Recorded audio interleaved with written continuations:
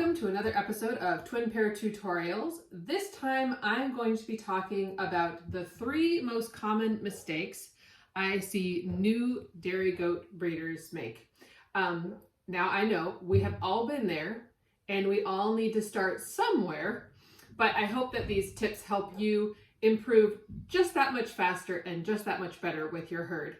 As a reminder, this is viewer-supported dairy goat education. I make these tutorials through the help of my Patreons so that I can help you become a better goat keeper and goat breeder. Okay, number 1.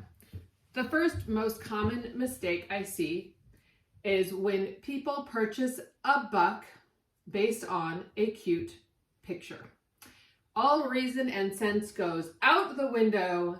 They fall in love with this picture that they see online and buy it could be a buckling, an adorable little baby goat, or it even could be an older buck. What they do is they get caught up in the colors of the animal. Maybe they have blue eyes. Maybe if you breed Nigerians like I do, they have moon spots. And maybe they're just staged in this adorable photo that you just can't get over how cute it is. When you kind of jump to that, you forget to look at things like the dam's udder. You forget to look at things like milk production data. You forget to look at things like linear appraisal scores. It doesn't matter how cute or how great somebody says this buck or buckling is, unless he has data behind him to prove all of it. Because I can guarantee you that little buckling won't be so adorable when he is producing daughters with awful udders. You will have just wasted years of time and money. Okay. Second most common mistake I see: buying inexpensive does and then trying to improve them with very expensive bucks or semen. This is what I call penny wise and pound foolish. It boggles my mind that people will balk at the price of a $500 or $600 doeling, wanting to buy something for $250 or $300, when that $200 more could be the difference between an animal that is pet quality backyard only and an animal that can actually stand ground in the show ring, have a beautiful udder, and have very nice linear appraisal scores. A couple $100. Now, think about a 50-pound bag of grain, a couple bales of hay. Boom, we've already made up that total difference in that cost. And you have to feed that animal every day of their life, no matter if they are that pet quality backyard or there's something that's going to be beautiful and amazing and be able to produce wonderful children.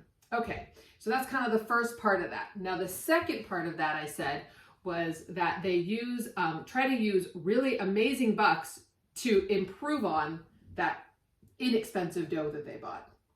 So here's the rub. You usually don't go from 0 to 100 in one generation.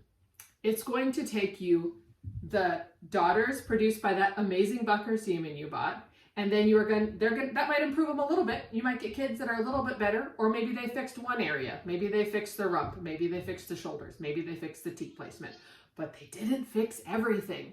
So now you're going to need to use another buck on those first kids you produced, and then maybe you get another few more improvements.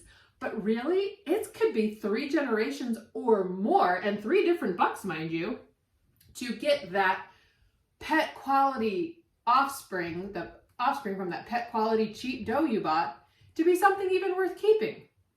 So buying inexpensive does and then trying to think you're going to fix it all in one generation with an expensive buck or semen is penny wise, pound foolish. Sell everything you've got and start over with 2 really high quality does for literally could be a couple $100 more. Okay, and my third and most common mistake is one that's takes a little bit more education and knowledge to wrap your head around if you are new to the breeding game. So the other mistake I see people making is buying an expensive or fancy buck or one out of a fancy herd name that is completely unrelated to everything in your herd.